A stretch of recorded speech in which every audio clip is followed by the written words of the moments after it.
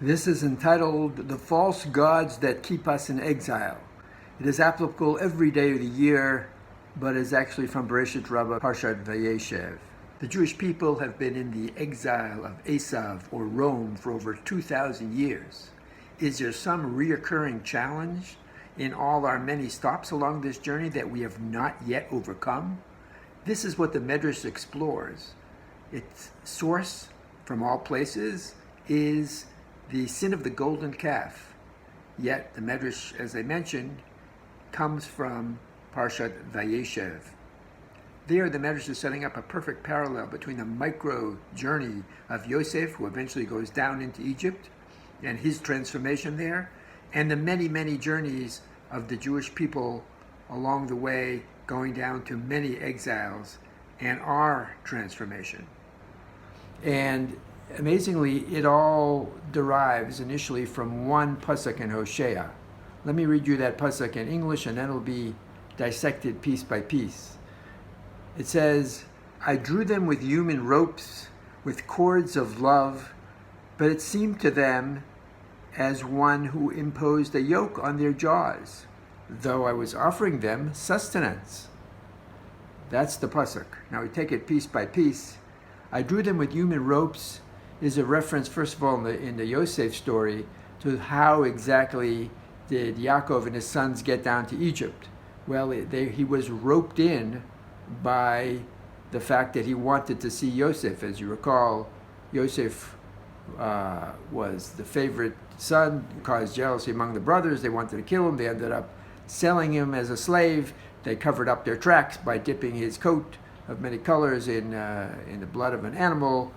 And Yaakov was inconsolable and warning him, and then he finds out that he's still alive and he's the viceroy of Egypt, so he packs up and he goes down to Egypt. So God was drawing on his heartstrings because he wanted to see this amazing sight of his son who he had thought was dead, and so Yoseph was sort of the bait to draw them down to Egypt. Now the same thing is probably true of every single exile. When the Jews were exiled from place to place, some people started to go, others had a personal connection with them, and they followed. God does probably the same scenario in the journey of the Jewish people throughout Jewish history. I witnessed this idea of the human rope firsthand when I was doing the marketing launch of Nefesh B'Nefesh. I was tasked with preparing the website and a video, and I was sent all over Israel, wherever American Olim could be found. And what reoccurred almost in every instance was people were making aliyah because they had relatives that were here already. It was family reunification. I have my kids here, my parents here, my siblings here. So it's sort of the same idea of that human rope. Somebody's here and it draws someone else. So remember, the next piece was cords of love. So this refers to, in the Yosef story, to the fact that it all started, as I mentioned, with this special love and that Yaakov had for Yosef, which was the source of jealousy. He was the favorite son, and everything cascaded from there, as ending up in him being sold down to Egypt. So that was the love that God used sort of to manipulate the way it all happened. The love, according to Yosef, the commentator, of what does the love have to do with the journey of the Jewish people throughout Jewish history, going from different exiles?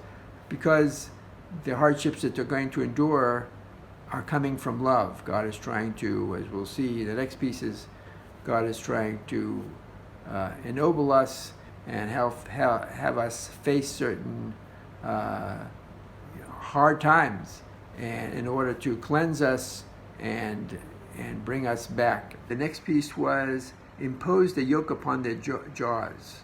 This refers to something very destructive and negative that was said in each scenario, which sort of accelerated the whole process. In the story of Yosef, it says Vayaveh dibatam ra, that he would bring false accusations against his brothers to his father.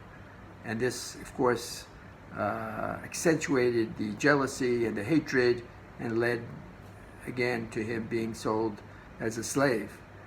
Now, what's really interesting, we're going to analyze it more in depth, is what is the negative statements that the Jewish people make, and I am interpreting this as continually make. What is it that they express that's always igniting their misdeeds? So interestingly enough, the Midrash identifies it as Ela Elokecha Yisrael, where it was said in front of the Chet Egel when they pointed to this golden calf and said, Jewish people, this is your new God. This seems to be a reoccurring issue. I'll get into that more, but let's just finish up with this verse. So the last thing is, though I was offering them sustenance. In other words, everything is going to work out beautifully at the end. And in the case of Yoseph, offering them sustenance, interesting enough, is that Yoseph was put in this unusual position where he could feed the world during this tremendous famine. And that was sort of the big payoff of how, through everything that he went through, that he was put in this position to help the world so much. In the case of the Jewish people, the final sustenance will be the world to come and all the rewards that you get.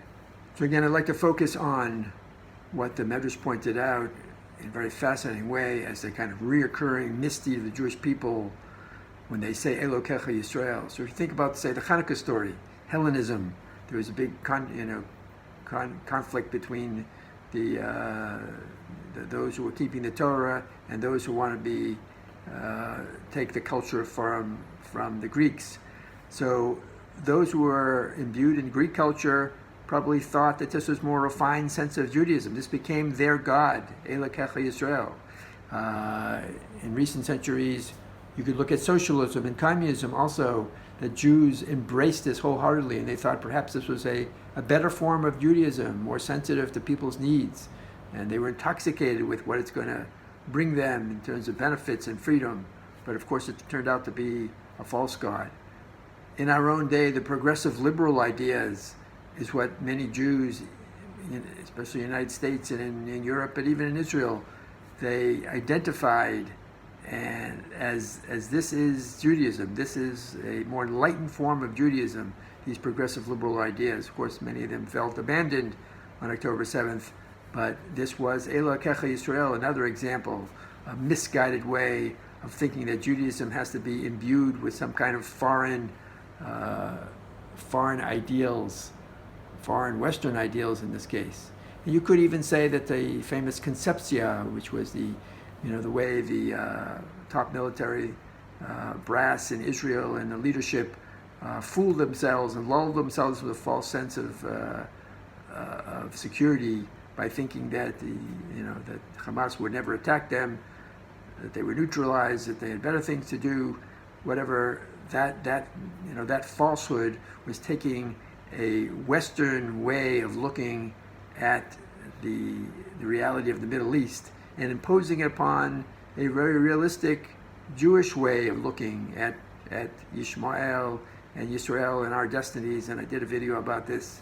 That could be another example of Elokecha Yisrael, that we are superimposing in a misguided way values from some foreign source and thinking that is an enhanced form of Judaism.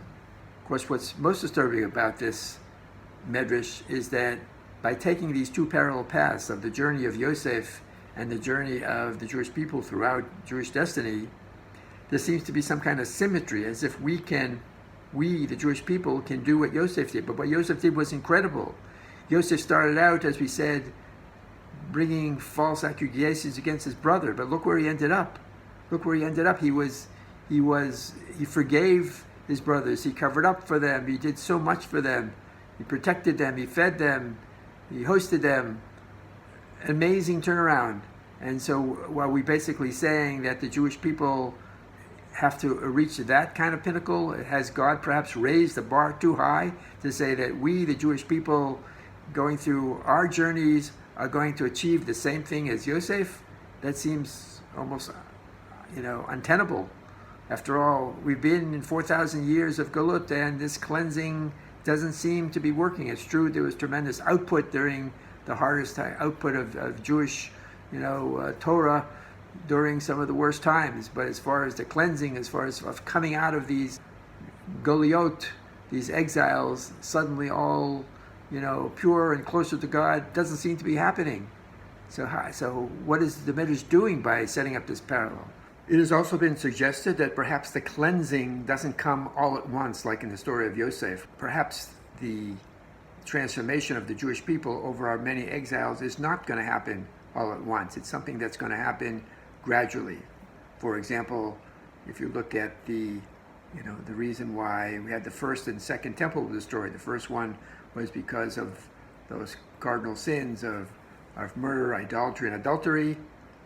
Perhaps once the first temple was destroyed, we never went back in the same aggressive manner to those particular sins. Likewise, the second temple, which was destroyed because of sinat chinam, baseless hatred, perhaps even though we see glimpses of that, unfortunately, even in our own day, perhaps it was never again as intense as it was in the second temple. So therefore, our cleansing isn't an all-at-once cleansing like what happened over a very short period of time at Yoseph. Perhaps each stop along the way of exile, we are able to get rid of one very bad character trait. Perhaps each country that we were expelled from, a certain bad character trait was expelled from us as well. So I think that the question begs the answer. I think what the Midrash is saying is God has faith in the Jewish people. God knows that we have the strength and capability to yes, be exactly like a parallel story of Yosef, that we will get there. We will be cleansed, we will get there. That is exactly why the Midrash is setting up this parallel between Yosef's journey and our journey throughout Jewish history. And if it seems depressing at times, don't forget, the story has not yet been complete. It is still being written. Have a great Shabbos.